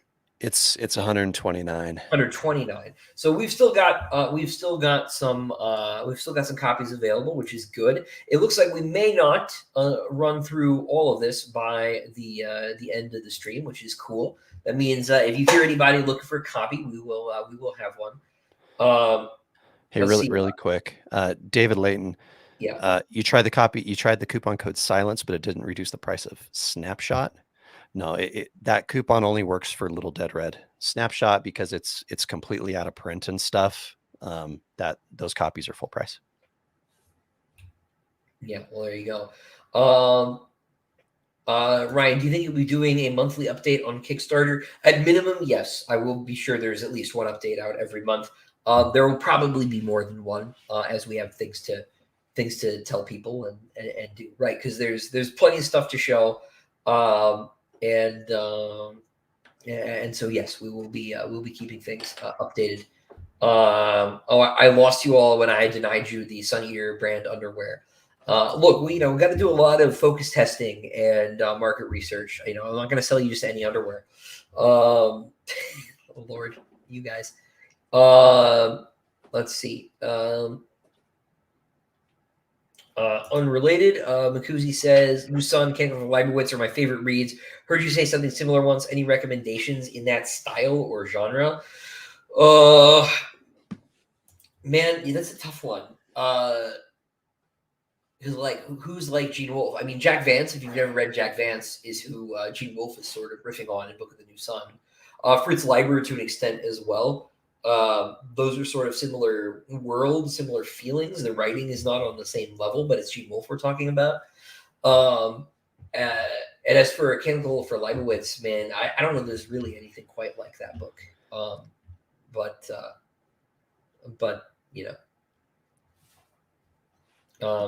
Jenna, what the hell? What? This is the other one. We did the limited edition of the novelization of Dream Theater's The Astonishing concept album. So awesome. Yeah. Someone's asking, are you wearing an Alter Bridge shirt? I am indeed. Yeah, I am indeed. Big fan. I saw them down in Salt Lake. Oh gosh, when was that? It was like sometime in. It was either, I think it was March. It was either March or September, or March or April. They were fantastic. Zen, I'm ignoring your question about the statues. I'm not dignifying this goofery. No, guys, the underwear, a bunch of knuckleheads, I swear. Yeah. Okay. Cool. Love Jack Vance. Yeah. I'm trying to think who else. It is very hard to do comps for Gene Wolfe, right? Or for Walter Miller, for that matter. I would say is very different. But if you really like the religious stuff in Candle for Leibowitz, Tim Power is totally worth reading. Very different books.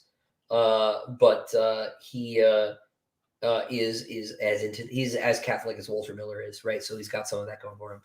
But justice for Zin, there's no justice for Zin. No, I'm not asking, I'm not going to answer his question about anatomically correct action figures. That's ridiculous. And Zin knows it is. He's just trying to get me to say it.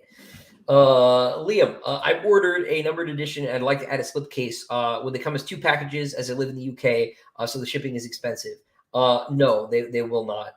We will put the books in the slipcases when they get here. And whoever orders the slipcase, that's why the shipping on the slipcase item is low, is because it's just going to up the weight a little bit. Those will all go together. The posters have to ship separately. So if you are worried about international shipping, then the poster is going to have to ship separately. So just keep that in mind. Yeah, I mean, the only way to have them be in the same box is if I folded the poster, and no. Yeah, we're not going to fold it on you. So part of the reason the poster shipping is so expensive is because we're putting it in a big tube because we want it to get to you in good condition. Because these are not going to be flimsy, sort of movie theater posters, right? These are going to be heavy paper jiggly print, like art pieces, put them on your wall and keep them indefinitely. Yeah. Um, line me out. I think anatomically correct means anatomically complete in Zin's mind. And because I know Zin, but which is why I am just avoiding this whole thread of the conversation by talking about it. Let's see. Casey, can I just say Empire of Silence hits so much different on a reread, only 10% in. But those of you who are debating reread right now should do it. Not Adrian, have you ever gotten overwhelmed by the scope of what you set out to write? Yes, particularly as I'm getting near the end and I need to make sure I close all of the threads that I intend to close at least. It is a bit much. So, but we'll get there. It's partly why book 6 took me so long to finish. It's not just that it was gigantic; it's just that it's important to get it right. Because you could do big plot reveals and completely take all of the air out of your story by saying too much, and that's something that concerns me. I saw someone here. It is. I asked Jonathan, "How do we know each other, Steve?" Very poorly. No. Who are you? No. Yeah. Gosh, I think we actually first met each other selling books next to each other at conventions. Yeah, I think it was like 2019 FanX, I think. Oh gosh, it was. Maybe. We met each other very briefly, I think, before COVID hit, and then we really truly met and started talking to each other back in September of last year, because we were both. I mean, me, you, Dave Butler, and Larry Curry were all kind of standing next to each other selling books, and and we just you and I just hit it off. Turns out we have very, very similar interests in a lot of aspects, a lot of areas, and so Chris, it was there that Chris saw the limited edition that I did. He saw this one. I was selling a few copies there, and he saw it and he's like, "Dude, that looks great." I said, "Hey, thanks. I did that." And so we kind of started talking, and that's how this all kind of spiraled into this madness. But I mean, we actually talk pretty frequently, and our private conversations tend to talk a lot at music, a lot of bands. They have basically the same music taste. Yeah, he's a little more than them, I think. Yeah, I'm musically at least. Yeah, I send picture. I'll go to concerts and I'm like, Chris, check out where I'm at. Like I was at Sabaton. I sent him some pictures from when I went and saw Sabaton a few, last year and stuff. And we're at this point we're just good friends. We have a lot of similar tastes. We respect each other a lot. I definitely respect Chris as an author tremendously. And Larry Curry and I on the podcast that we run, it's called Writer Dojo. We've had Chris on. You can listen to him chat with us for a few hours. I think we have 3 total episodes out with Chris on him so far, and I mean, we talk about Chris's stuff all the time because he's fantastic. So it's I don't know. We kind of see the world in similar ways. We geek out about some of the same stuff. Both family guys, and so it's it was a pretty easy, for me anyway. It was a pretty easy like fist bump to kind of get to know him and come to be friends with Chris. So. Yeah, and the other missing link here, right, is that I work for Bain. Steve is a Bain author, right? We're both friends with Larry Correa, so it's sort of around for a while, particularly back when I was back in my Bain days, my first Bain days. I'm in my second Bain days now, so there's no escape. It's like the Flying Dutchman of publishing companies. But yeah, no, and been hanging out ever since. Man. People are talking about book 6. We're not gonna go on that. Would depressed Hadrian be prescribed Zoloft? Do you think they still use Zoloft in the future? We've got better stuff. But let's see. Talking about music now. Are we gonna go see the Babcock tour? I am not going anywhere for the foreseeable future. Rival Sons is going to be in Wilmington in like a couple weeks, and I love those guys, and I cannot possibly drive 3 hours away. I've got family stuff. So jeez, I think I have 3 shows planned this year. I've got Disturbed in July, and then I've got Sleep Token in like August or something like that. And just I'm morbidly curious what that's going to be like in live. oh, cool. And then my the one that Chris and I were joking and laughing about the other day too is I'm actually going to go see Bandmade here in Utah because they're freaking funny. And they're super skilled. Awesome. They're a good band, man. Yeah. Yeah. We've got another question here.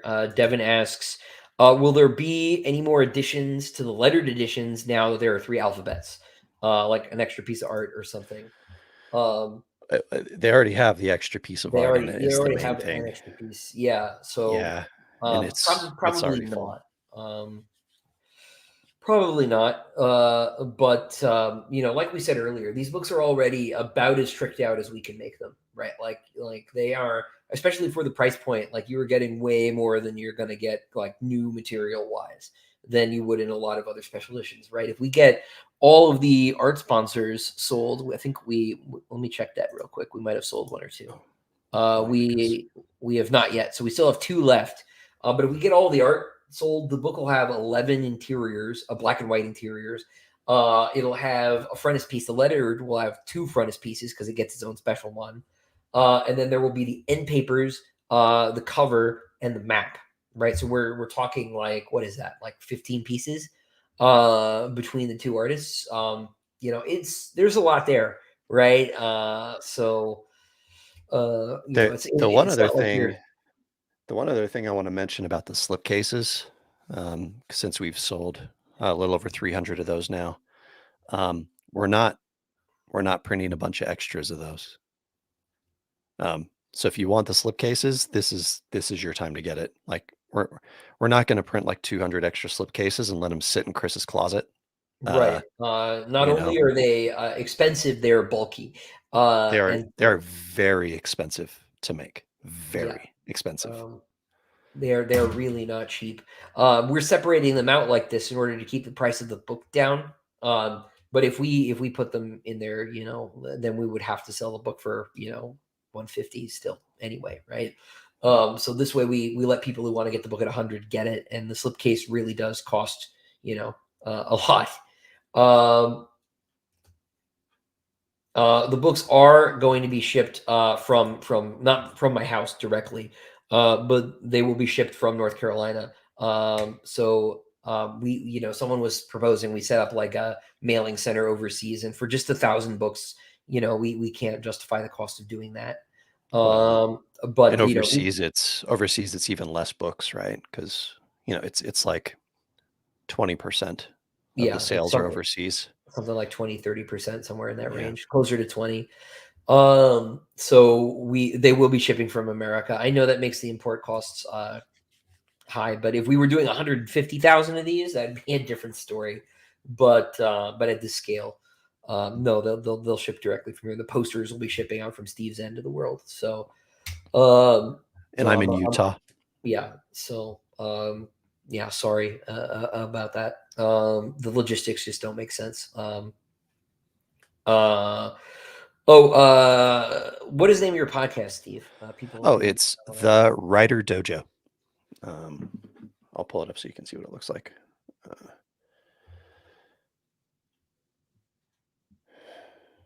It's Steve and Larry Correa, the fantasy writer.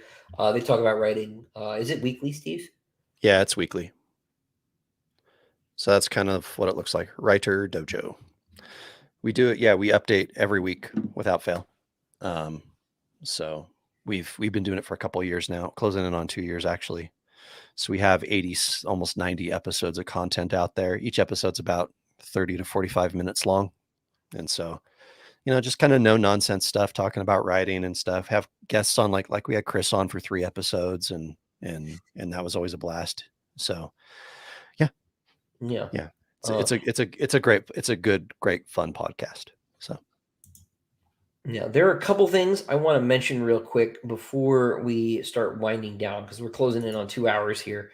And I just want to go back over a couple things real quick, because we were talking about a couple of the add-ons. I just want to show everybody there are a couple things that are worth mentioning. If you manage to get your book and you want to add some stuff, you can, of course, add a poster. Like I said, the posters are going to ship separately. But you can get a cover poster that'll be of the new cover art for Empire of Silence. It'll have the title of the book, my name on it. It'll basically be the book cover. Go away, Kickstarter. So you can do that. You can, of course, add your slipcase. We've still got plenty left, but we did reach the 300 threshold, so we'll upgrade them. They'll have a little cutout window in them. But there are a couple other things you can get if you think the poster is not fancy enough. We are doing sort of a lettered edition run of the cover. This will just be the plain art. There'll be no text on it, and they will be signed by the artist James Cook. He lives not too far from Steve, so we're going to have just the 26 of them. So and those will be printed on canvas, and we will send those to you. So if you want something real nice for your wall, that would be the thing to do. They're very limited. The Prepare to Die is all sold out. I will kill someone off. But they're all gone. So I'm working with them on where and when they will die. Everybody wants to be in book 7. That is not going to happen. That's not reasonable. But a couple people will make it. Write a little red shirt basically and kill them off. But we do still have 2 image sponsors left. So if you are thinking about this, you want to add an extra image to everybody's book, we have 2 slots left. And if you pick one, you and I will sit down. We'll have like an hour-long Zoom call, basically, and we will talk about what the image could be, because we have some monetary constraints and we have some structural constraints, right? We can't do 2 pictures too close together. They need to be spread out through the book. But you and I will talk about that, and then you will also get to see sketches. I'll cut you in on the development process. You can help pick, because usually the artist will send 2 or 3 sketches of like different ways the image could look, and you'll get some input on those stages. We can talk about that stuff too. And then when you're done, everybody's book will get an image upgraded, but you will get a one-off unique poster print, and that'll be the same quality as the book cover poster. It'll be a Jickley print of the image that you helped work on. So we have 2 of those left. 3 people have already jumped in to do that. We also had one special person who made a special donation before the campaign. So so those are still available. So think about that. Looks like we still have, how many do we have left? 120, 125. 125 copies left. So that is great. If you talk to anybody and they are still looking for copies, we still got a little bit. Looks like 1,000 was about the right number, which is pretty cool. But if we do sell them all out by the end of the campaign, which is at the end of the month, Steve and I, maybe, possibly, we'll upgrade the frontispiece to a full color tip-in. So we're not quite done yet. But if you want to get that final little upgrade bump, and that'll be across the board, that'll be for the lettered editions, the numbered editions. If you want to get that extra bit, make sure you help us sell these last 120 copies. So I think, unless Steve, you got anything else to say, I think we're good, unless we have like 1 or 2 more questions. Nope, I think I'm pretty much good. I'm super stoked and excited and man, I'm just stoked how this all went. This is awesome. Your fans are awesome. I mean, I'm one of your fans too, so we're awesome. But it's great, dude. This is exciting, and we're gonna get you guys a really, really cool book. This is gonna be great. It's going to be really cool. We do have one more question, and this will be the last one from Devin. Just to clarify, will the artwork in the lettered edition be in color or also in black and white? The lettered has 1 color tip in already. That'll be done by the cover artist, James Cook. The rest of the art, all the art by Taryn Fiddler, that's just black and white. But if we do get all these books sold, the lettered edition will have 2 full color tip-ins, and the numbered will have 1. We'll upgrade the frontispiece to color from black and white. Probably, maybe. You know, we gotta do a bit here. Maybe. Probably, maybe we will do that. But no, the rest of the art is black and white. You know, we can't tip in all dozen images. Like, that would be prohibitively expensive. But yes, so that's the last question. And I just want to say, as we're wrapping up, just again, a really big thank you to everybody. I really thought it was going to be a grind to sell all of these books. I didn't think we were going to get to 500. We are closing in on 1,000. And, you know, you guys are amazing. And please know, you know, I think Jenna probably left the chat. She had places to be, but Jenna and I are very grateful to all of you. You know, it's been really, really cool. As I said on the last stream, to see your enthusiasm and your love for the series. And I will continue working, not just on this, but on future books, make sure that they are all the best that I can make them. And we're going to deliver the best special edition of this book that you could possibly imagine. So do stay tuned. There will be updates on the Kickstarter page, here on YouTube, everywhere. If you have not, please do subscribe to the channel. I will be back in probably another week or so to do the usual monthly Q&A. We'll talk more about the writing and about the world of the Sun Eater and all of these things. Please do go check out my website over on solidempire.com. Subscribe to the newsletter there. That'll be another way just to make sure you know when future projects are coming up, like Book 2. But of course, as we said many times, we will be reaching out to you, making sure that the people who back this campaign know about the next one, because it will not be through Kickstarter. You know, Steve and I will probably be back here on the channel again a couple times too to talk more stuff. So until next time, ladies and gentlemen, thank you so much. Steve, thanks for spending the afternoon with me here. Man, I'll talk to you soon. Everybody else, until next time, stay well.